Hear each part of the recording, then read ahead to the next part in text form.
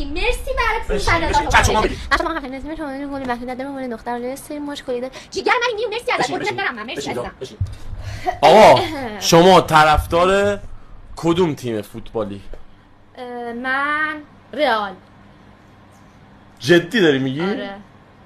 این قدم اول چت این همیشه نشونه، یعنی من راه درستی رو دارم طی میکنم. آره واقعا این مثل داداشم میمونه، واقعا یکی از بهترین رفیقای منه، بهترین رفیقای پسرم. واقعا این داداشم دوستش دارم جدی.